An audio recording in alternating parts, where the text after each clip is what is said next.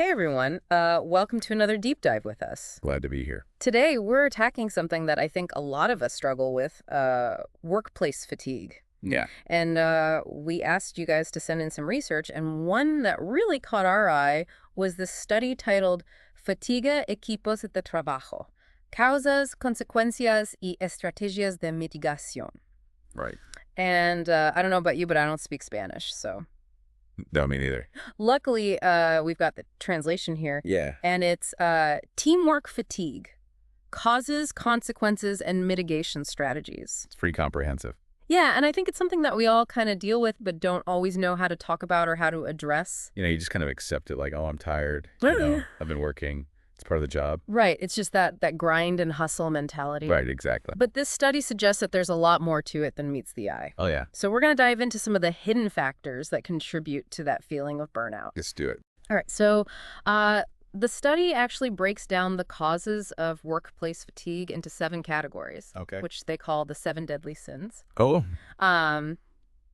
And sin number 1 is work overload, which, on the surface might seem obvious. Yeah, makes sense. But when we dig a little deeper, what's fascinating to me is how the study really differentiates between the types of overload. Right. Like, it's not just about having a lot on your plate. Right. It's also about the types of tasks and the demands of those tasks. Right.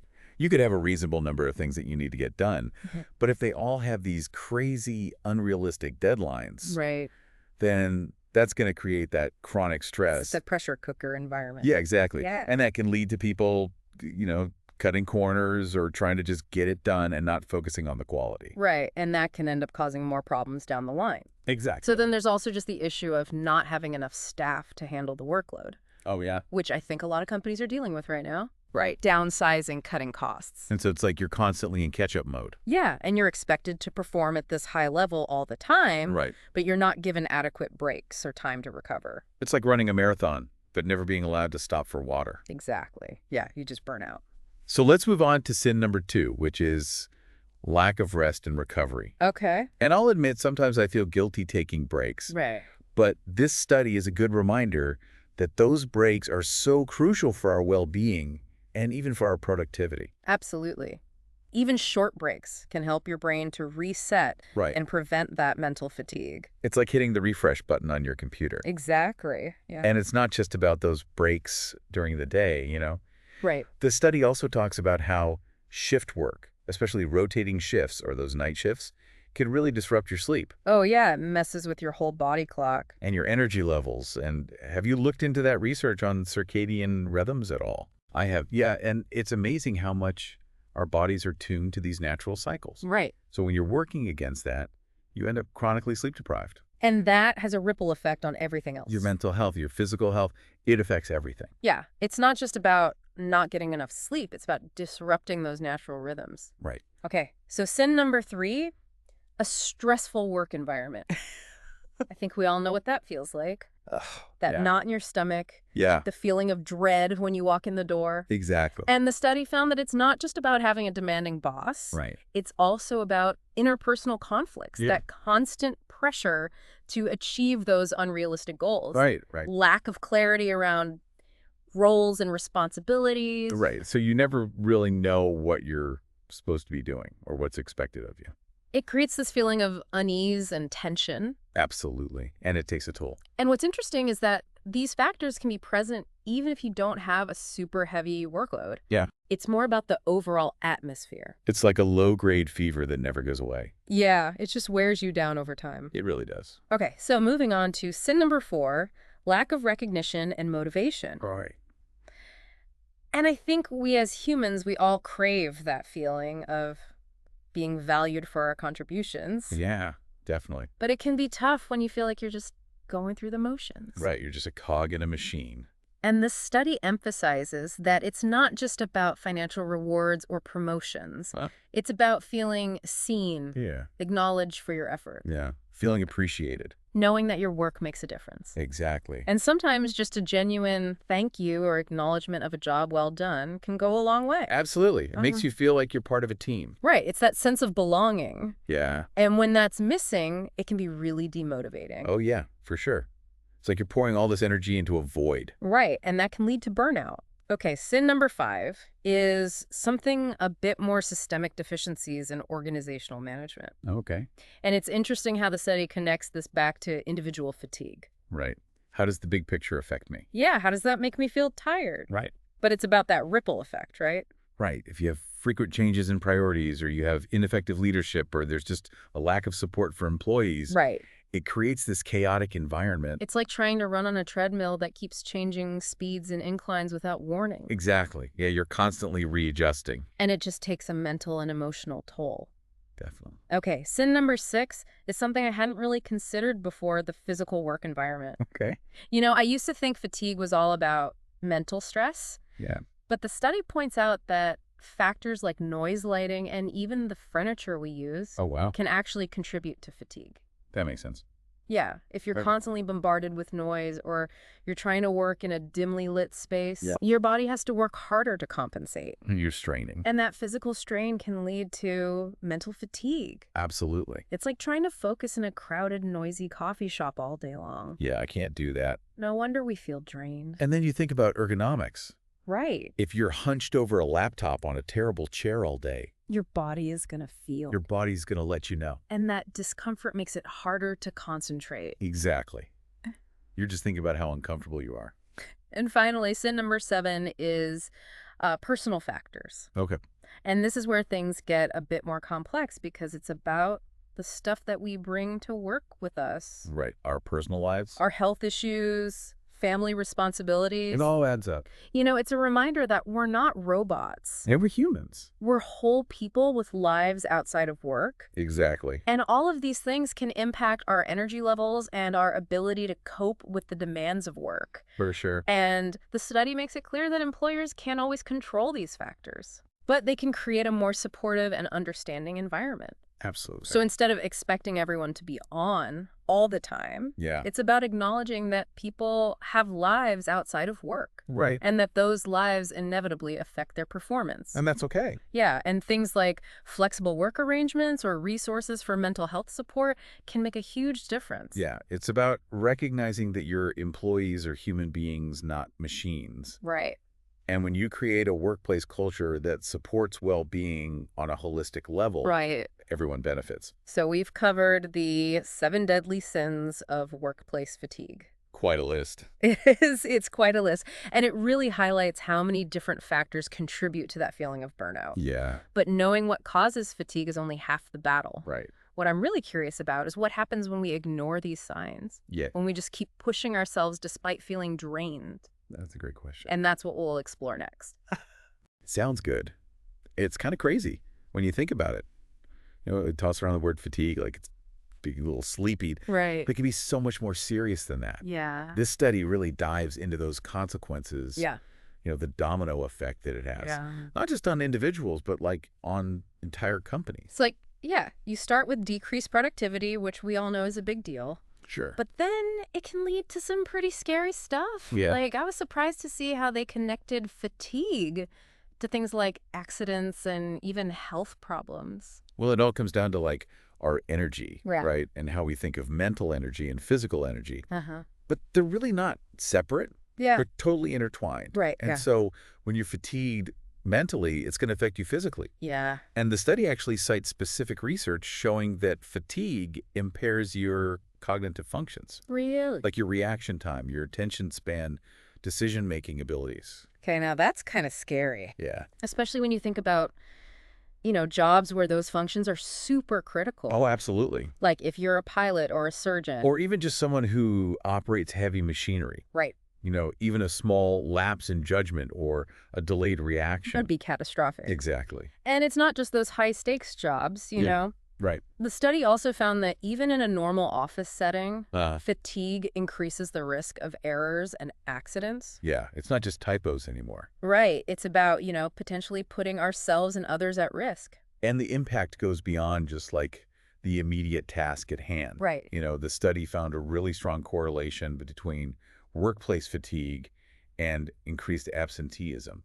Well, yeah. I mean, if you're running on empty all the time, Right. your body's more susceptible to getting sick, Absolutely. both physically and mentally. Right. And they actually talk about the connection between fatigue and mental health problems. Okay. Things like anxiety and depression. Right, like it weakens your ability to cope. It's like a vicious cycle, right? Yeah. You're fatigued, so you're more susceptible to these things, and then those conditions just make you more tired and overwhelmed. It's like a downward spiral. Yeah. And then on top of all of that, there's the impact on businesses themselves. Yeah. I was pretty surprised by the study's findings on employee turnover. Oh, yeah, that's huge. Like, it really is a big factor. It makes sense, though, right? Yeah. If you're chronically fatigued, you're probably not that engaged. You're less productive. You're probably on the verge of burnout. Yeah. So you're going to start looking for a better job. Right, a more supportive environment.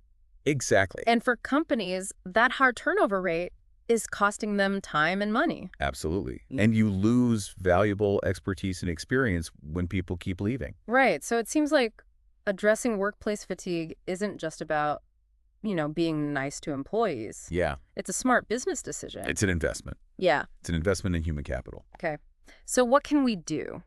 Well, is there any hope? Yeah, there is. The study does give us some strategies, right? It does. It does. And it's not just about telling individuals to, get more sleep or manage your time better. Okay. It actually acknowledges that the organizations themselves play a role Oh, interesting. in creating a culture of well-being. Okay, I'm intrigued. Tell me more about these strategies. Okay, so they highlight 6 key strategies, Okay. and they kind of hit both individual and organizational levels. Okay. So the first one is managing workload, which isn't as simple as it sounds. Right, because you can't always just say no to more work. Exactly. And the study emphasizes things like setting clear priorities, making sure deadlines are realistic, and making sure there are enough people to actually do the work. Right. So that requires a shift in thinking at the organizational level, Right. creating a culture where it's okay to say, hey, I'm overwhelmed. Okay, so it's about empowering employees to advocate for themselves. Right. Also about leaders taking responsibility for creating a sustainable work environment. Exactly. And that leads into the second strategy, promoting adequate rest, Okay. which is tough, right? Yeah, we live in a very always-on culture. Right. So encouraging employees to actually disconnect and recharge. Yeah, I struggle with that. It's hard. It's tempting to just check emails or, do a little work during your lunch break. Oh, yeah. But the study really emphasizes respecting work hours and taking breaks. Right. It's about setting boundaries Yeah. and recognizing that rest isn't a luxury. Mm-hmm. It's essential. Right. It's not selfish. Yeah. It's about taking care of yourself. And for people who do shift work, it's about finding ways to, minimize that disruption to their sleep patterns. Right. Whether it's adjusting schedules or providing education about sleep hygiene. Okay, so the third strategy is one we touched on earlier, improving the work environment. Right. So what are some things that organizations can do to make a difference here? It's about creating a culture where people feel valued, respected, and heard. So open communication, addressing conflicts constructively, reducing unnecessary stress. It's interesting how the study separates mitigating negative factors versus actually creating a positive work environment. Yeah, it's not just about eliminating stressors. Right. It's about fostering camaraderie, a sense of purpose belonging. Okay. Even simple things like team building activities, opportunities for professional development, even just a physically comfortable and inspiring workspace. And that brings us to the fourth strategy, recognizing and motivating employees.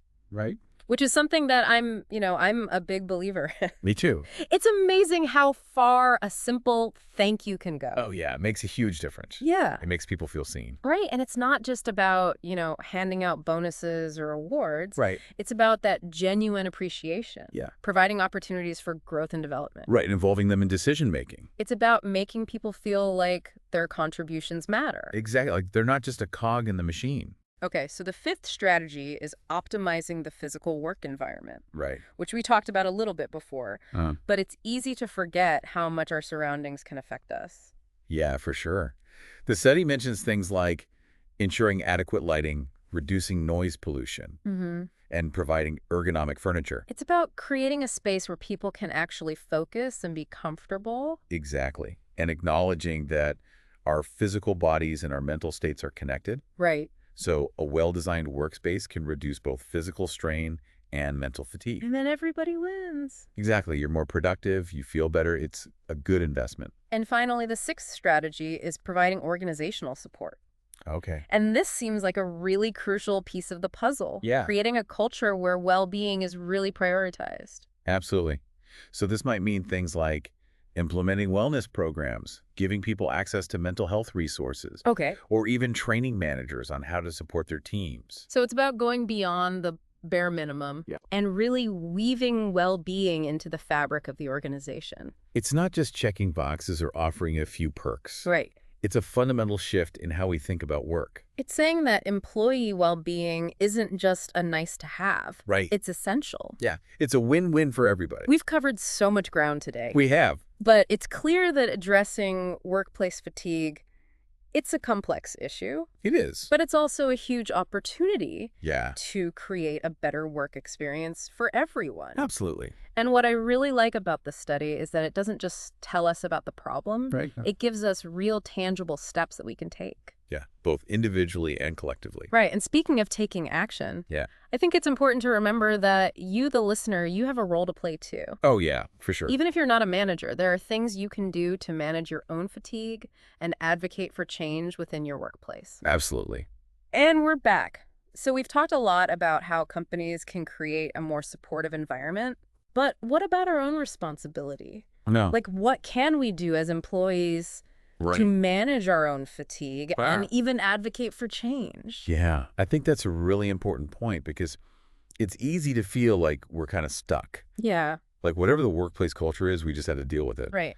But we actually have a lot more agency than we think. Okay. And the first step is just awareness. Okay. Recognizing those signs of fatigue in ourselves. Like, what are some of those signs? Irritability, difficulty focusing, that constant feeling of being drained. Yeah, like I just feel blah. Yeah, exactly. I've definitely been there. It's kind of a slow burn. Yeah. Like you don't realize it at first, Uh-huh. but once you start paying attention. They're like, oh yeah, I'm exhausted. Right, exactly. Okay, so once you recognize those signs, Uh-huh. then what? Well, then you can start making small changes. Okay. The study suggests things like, setting boundaries around work hours, Oh. prioritizing sleep, making sure you're taking those micro breaks throughout the day. Yeah, I used to think that pushing through fatigue was like a badge of honor. Oh, yeah, I know. But now I realize that taking care of myself actually makes me more productive. Absolutely. You have to recharge your batteries. Yeah. And it's not just about those individual actions. Right. We can also advocate for change within our teams and organizations. So, like, speak up if you're feeling overwhelmed. Exactly. Maybe suggest some strategies for improving the work environment. Uh-huh. Or even just start a conversation about well-being with your colleagues. Right, like normalize those conversations. Exactly. And sometimes even small changes Yeah. can make a difference. Like, what kind of small changes are we talking about? What could be something like, suggesting a no meeting Wednesday policy Okay. or creating a dedicated space for people to relax. Okay, so it's like we're not just passive recipients of workplace culture. Right. We can actually shape it. Absolutely. We have the power to make things better. I love that. Me too.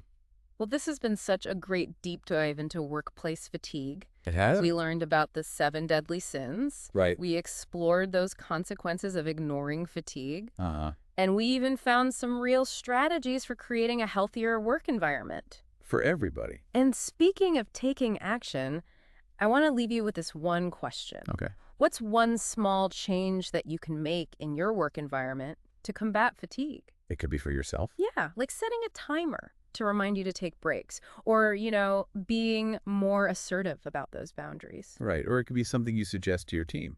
Like maybe a walking meeting policy. Yeah. Or even just creating a shared document with tips for managing stress. Doesn't have to be huge. Right. Even small changes can make a big difference. Remember, your well-being matters. It does. And you deserve to work in a place that supports you. Absolutely. So on that note, we'll leave you to think about that question. Okay. And if you want to dig deeper into the research, we'll link to the full study in the show notes. Right. Until next time, stay curious and take care of yourselves. Bye, everyone. See you on the next deep dive.